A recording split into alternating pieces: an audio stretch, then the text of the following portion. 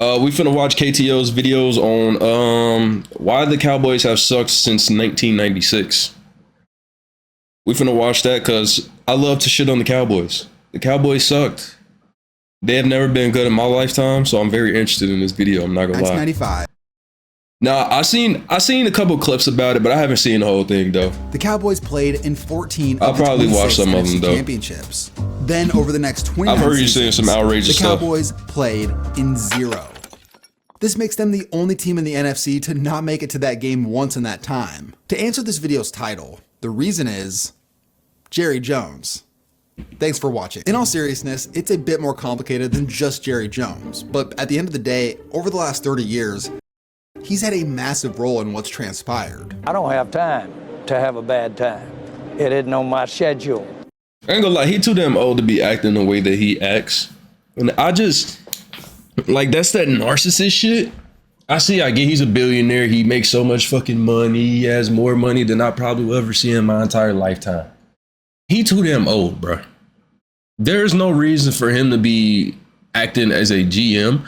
If I have that money, that type of money, I own my life. I'm not doing all this fucking work that he's trying to do. I'm just simply going to pay people to make me more money.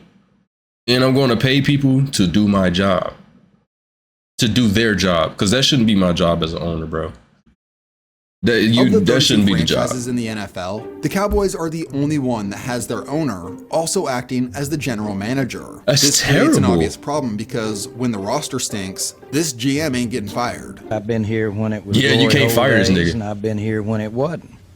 And so, having said that, Like, not being able to fire this I nigga is want me some insane. glory hole. But here's the weird thing. But you don't think, doesn't there have to be some type of committee to be able to like overthrow him there has to be some type of committee that could overthrow him, right?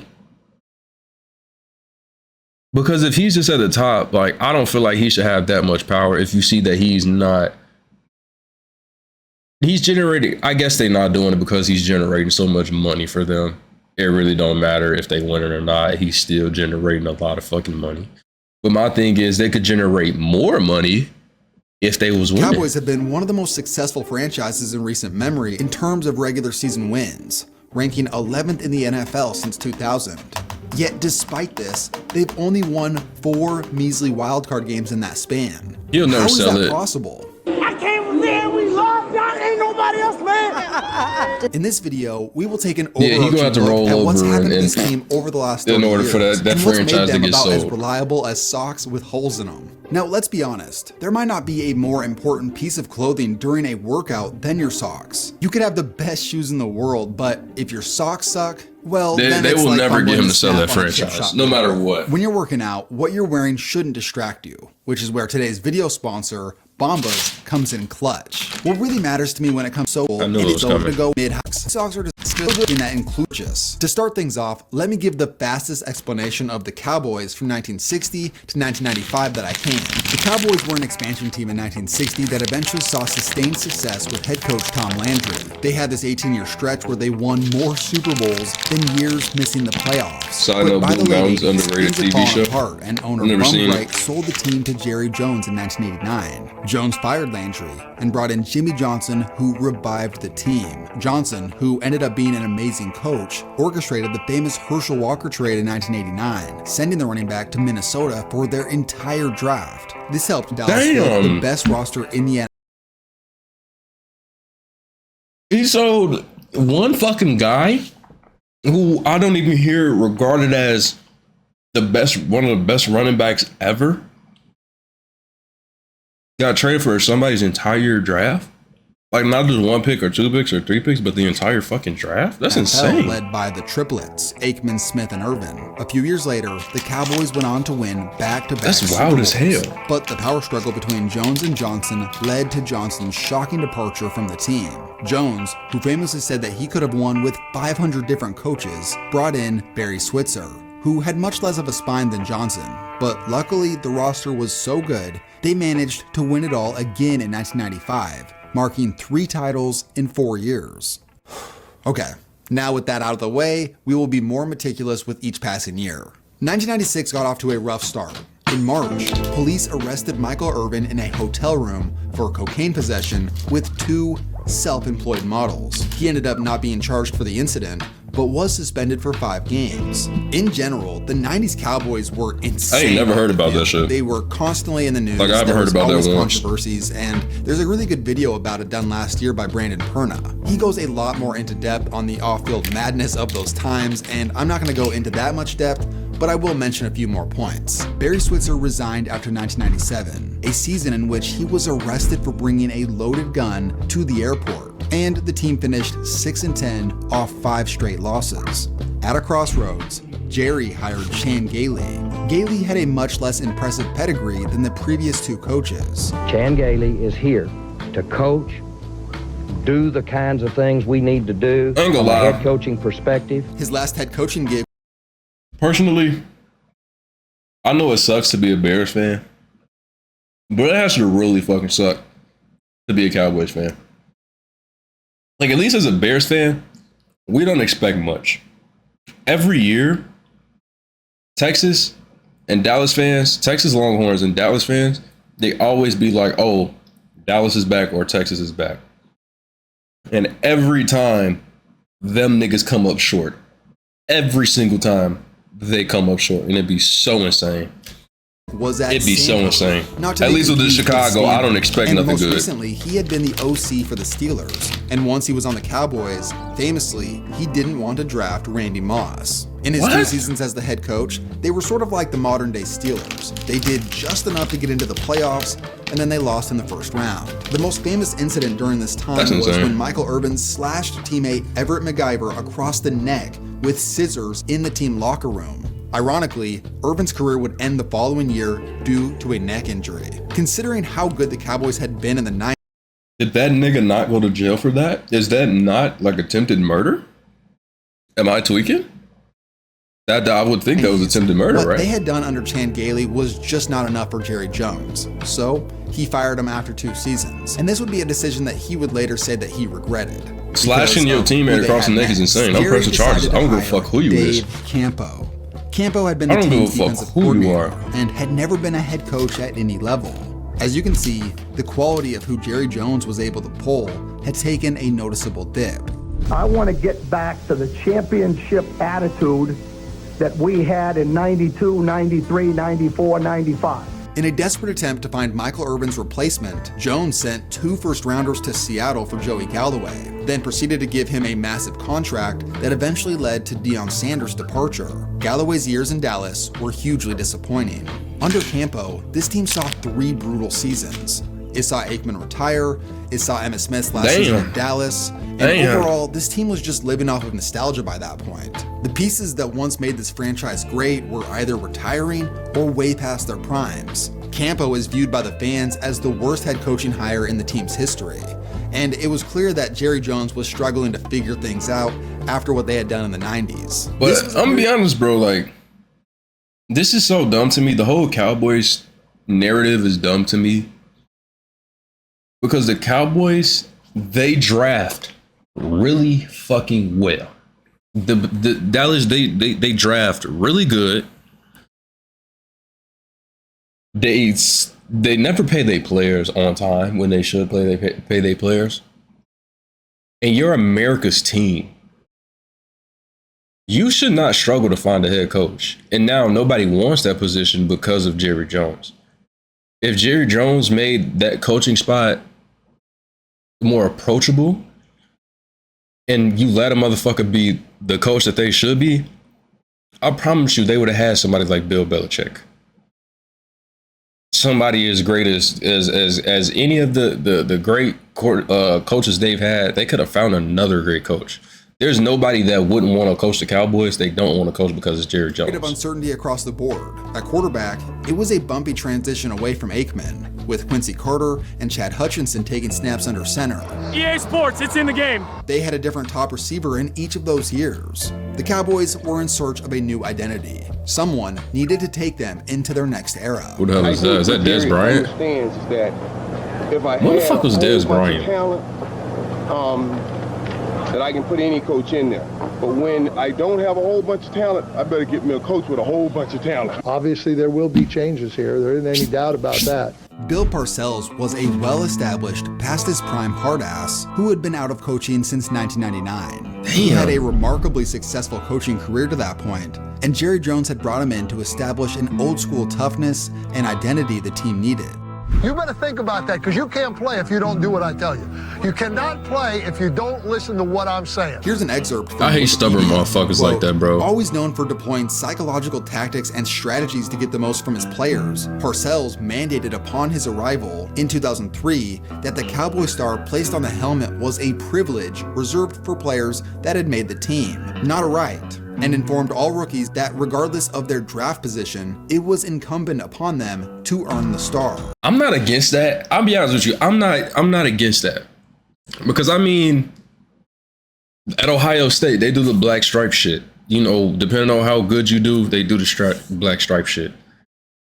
That nigga Jeremiah Smith got his removed in one practice. Like, that's some of the most insane shit because I don't think it's ever been done. I think that's fucking insane. You know? But I kind of see it as the same shit as like the Ohio State shit. I'm not against this. I'm not against this at all. Since then, it's been a regular practice for new Cowboys to earn their star. Immediately, the Cowboys saw improvement under Parcells. They went from 5-11 to 10-6 in his first season, and they made the playoffs. More play action by Carter, standing and looking deep down the left side for Glenn at the 15-yard line and down inside the 10. They possessed a much better defense, which ended up being one of the best in the NFL that season. However, they always had a pretty good defense, man. They didn't make the playoffs the next two seasons, and they just didn't have the same level of defense that they had.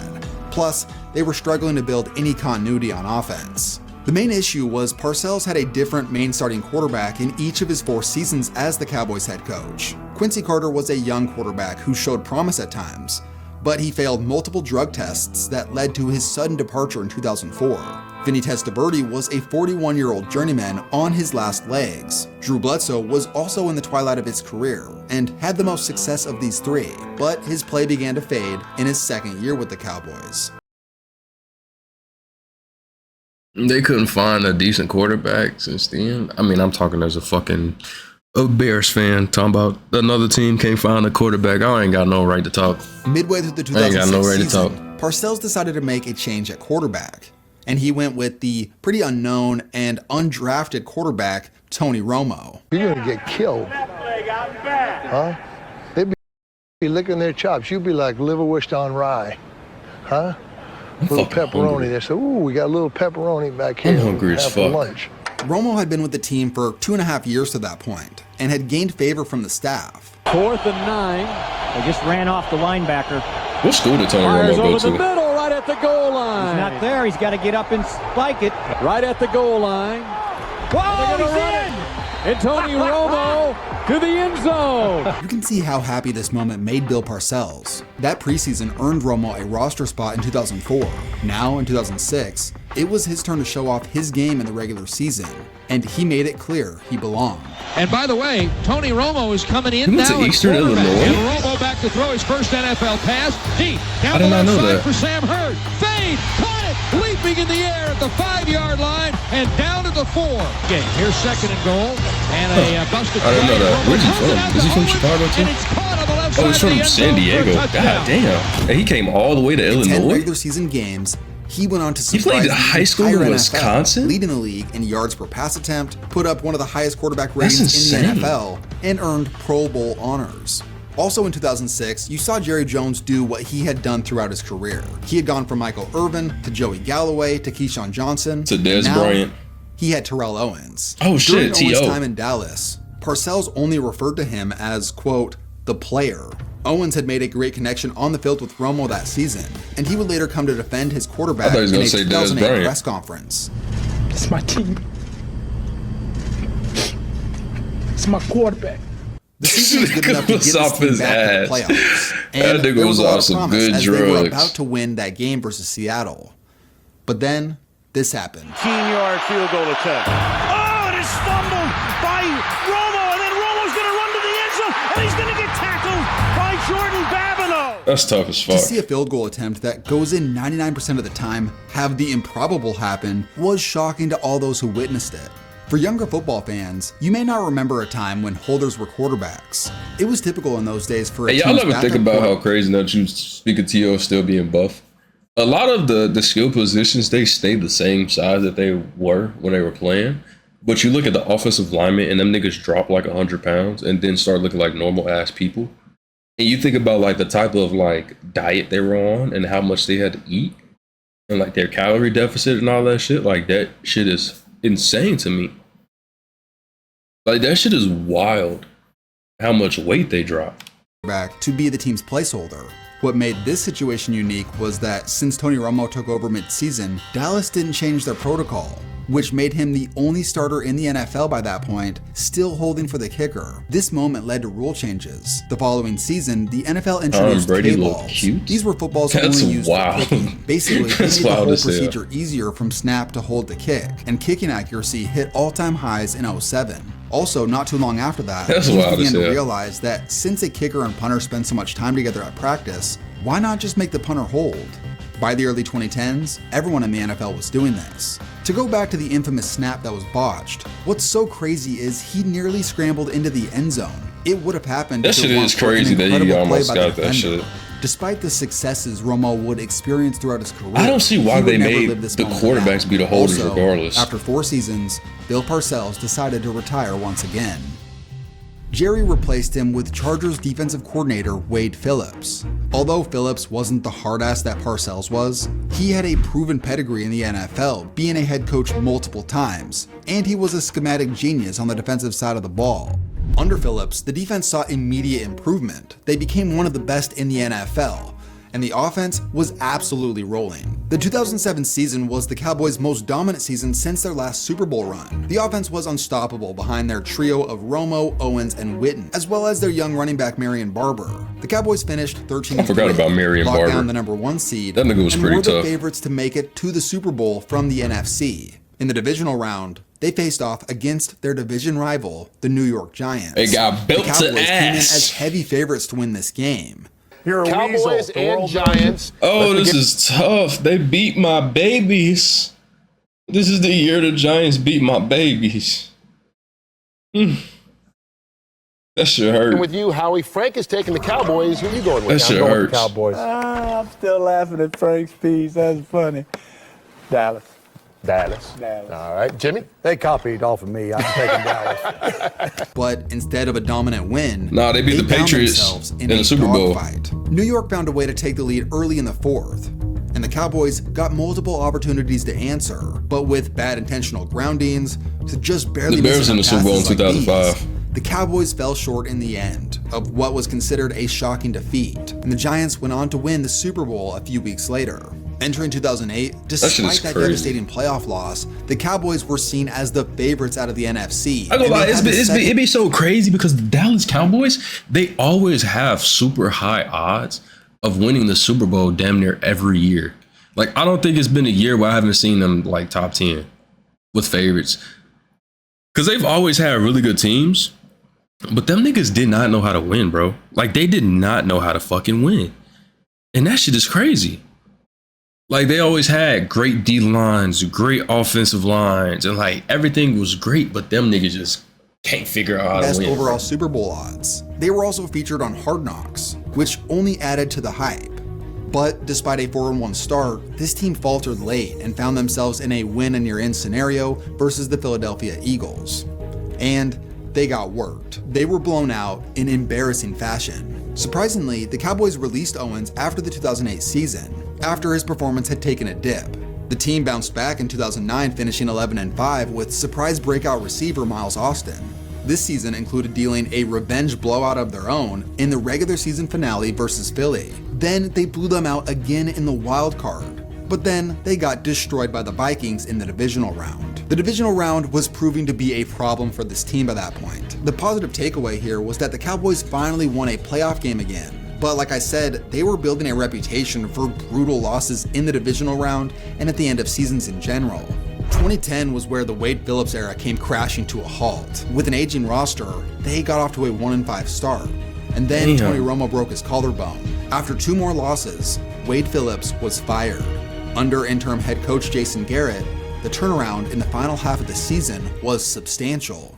Due to this late season performance, Jerry Jones decided to hire Jason Garrett as the full-time coach in 2011. Garrett was the team's former backup quarterback throughout their dynasty and had been the offensive coordinator during that spectacular 2007 season. For the next 3 years, the Cowboys were in NFL purgatory, finishing 8-8 in each of those seasons. They had the right skill pieces to build around, like Dez Bryant becoming one of the best young receivers in the NFL, but they just couldn't quite get over the hump. The defense was a liability and holding this team back. By the end of 2013, them niggas was losing to fucking Rex Grossman and Jay Cutler, bro. However, finally in 2014, things changed.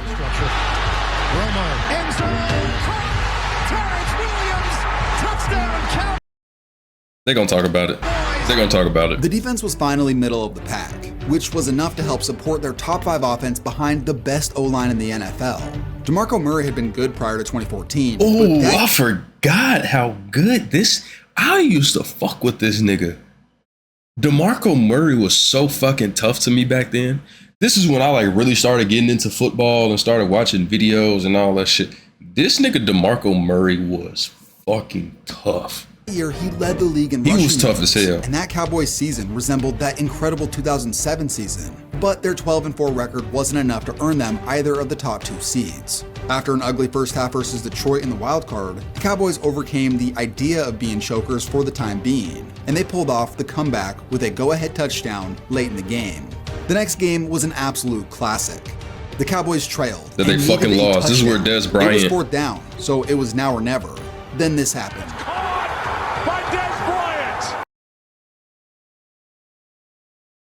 This was a catch.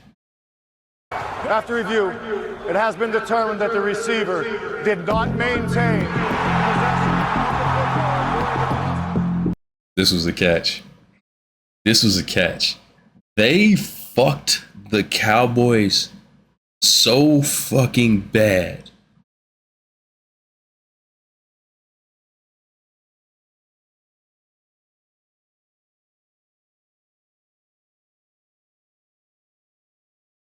Why would you send me that?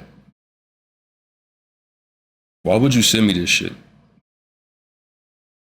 What in your right fucking mind made you send me that?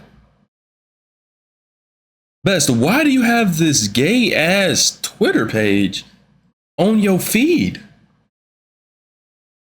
You just showed me a Twitter page with nothing but dingling, bro. Don't ever in your life do no shit like that. Why is that on your feed, bro? Why is that on your feed? There's no reason. Anyways, that's a catch. That's a fucking catch. I don't give a fuck what anybody says. That shit was a catch. They fucked the Cowboys. This play eventually led to rule changes, and many fans of other teams admit that this should have been a completion. Well, I know the who he hangover from this is. Season was immense. I don't know why that's on your TL. Was terrible.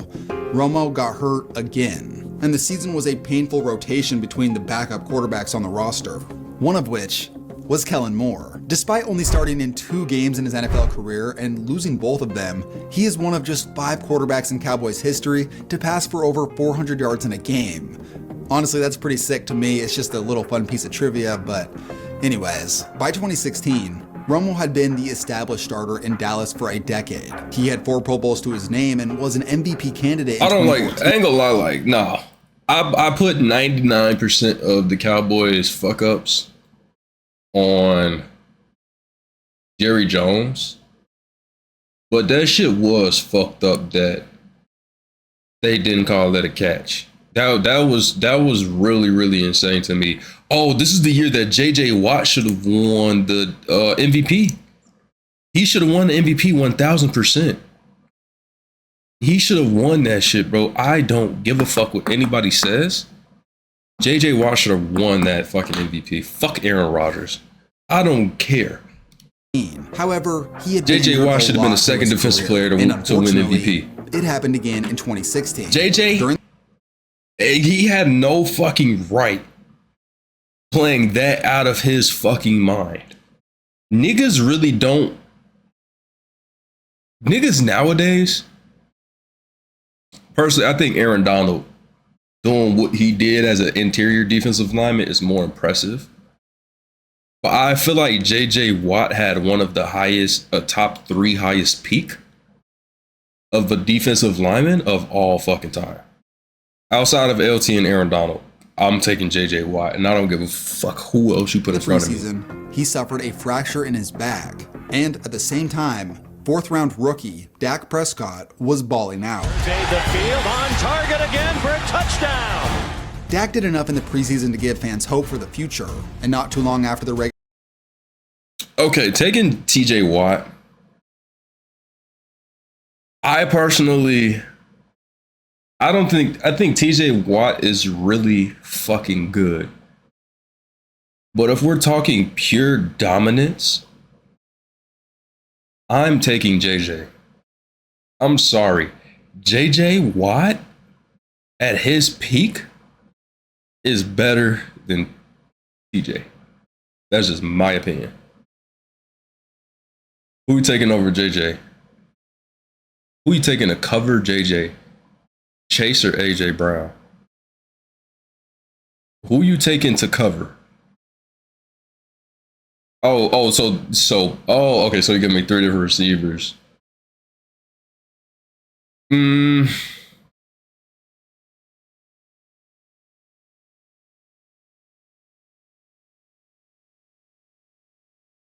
Patrick Peterson? I'm taking Darrelle Revis. I don't give a fuck who you finna list. I'm taking Darrelle Revis. No, Patrick on the Broncos. I'm taking Darrelle Revis. Gilmore wasn't a man-to-man cornerback. Gilmore was more of I seen him as more of a zone cornerback. Patrick, he'd be my second pick out of those 3. He'd definitely be my second pick out of those 3. Regular season began, it was clear Romo wasn't getting his job back. Prescott. Elliott got knocked down. This nigga Prescott was playing out his mind. This is when I wanted. I was rooting for the Cowboys just because I had seen Ohio State come off of. Was that? No, that was the next year. Zeke won the Natty. Dak Prescott came in, and these niggas was balling as rookies. Like I thought the Cowboys was finna go on a fucking dynasty after drafting these niggas, man, and seeing them niggas play. And then after they got put out by Green Bay in the playoffs, that shit was over with.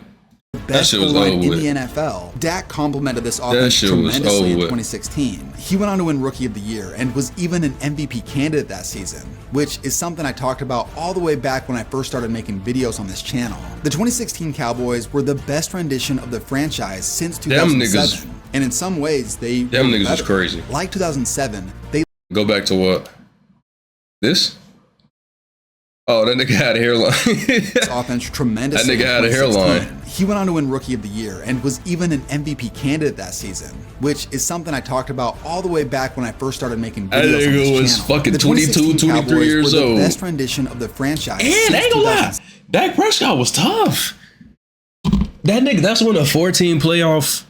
That was like 2-3 years into the 14 playoff, and that nigga Dak had fucking Mississippi State as the #1 team in the nation.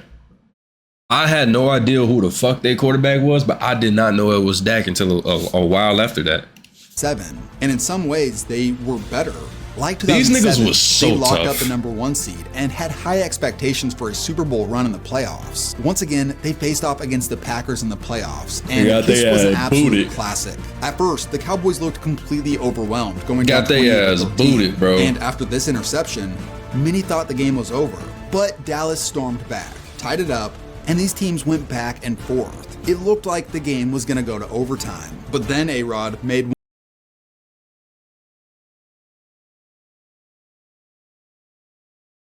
He ain't even do this against my team. Cowboys ain't nearly my team.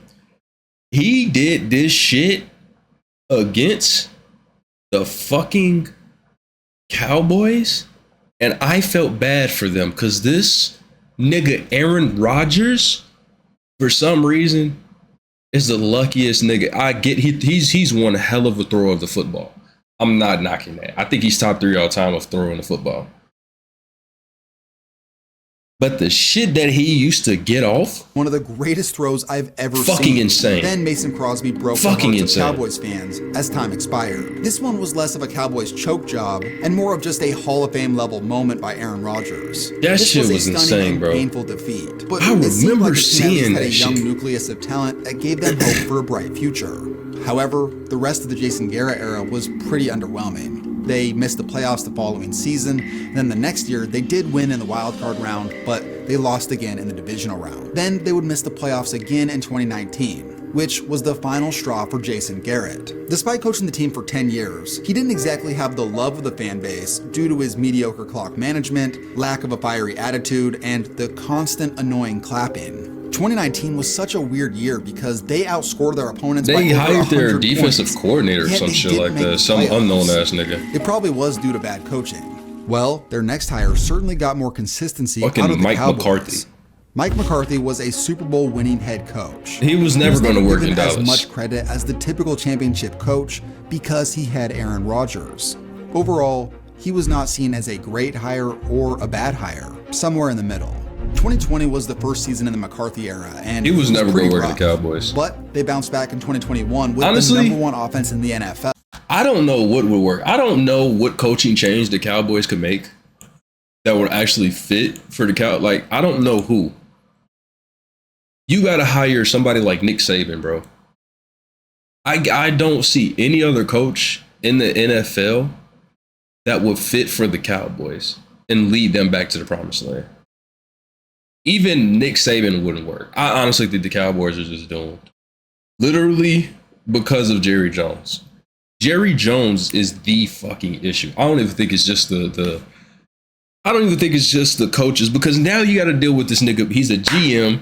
You got to deal with drafting. And then on top of that, you got to deal with this nigga paying the players. And he thinks all this shit is a fucking game. They went on to win 12 He don't games, take this shit and they made serious. the playoffs. Similar to that Green Bay playoff game in 2016, the Cowboys were getting worked for most of the game, but they came barreling back and brought themselves within 6 late. And infamously, Dak had that draw play that just took too much time, ending the game in stunning fashion. In 2022, I remember they watching were that once shit. again a 12-win team, and they managed to win in the wild card round. And again, they played the Niners in the playoffs. This time around, the Cowboys just couldn't muster up enough offense, and it cost The fucking last play of that game. Let me see if I can find that shit. Let me see if I can find that shit.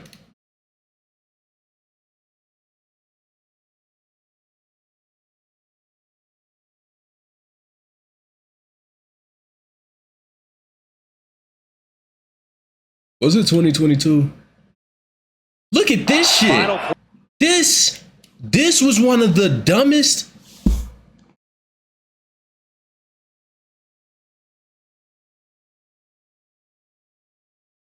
This was one of the worst plays I've ever seen in my lifetime. They have Ezekiel Elliott at center. They have 2 linemen here. They have, I think this is CD. I want to say this is CD in the slot. Or up here. I don't know. Look like all these niggas got dreads. They got 2 more linemen, 3 more linemen up there. And they got the backup runner. I think that's Tony Pollard. What the fuck are you doing? Final play, it looks like barring a penalty. You got 6 seconds and this is what you choose to do. Prescott over the middle of the turret, gets smoked right away, and that'll do it, the 49er. And on the last play, Cowboys needed a miracle.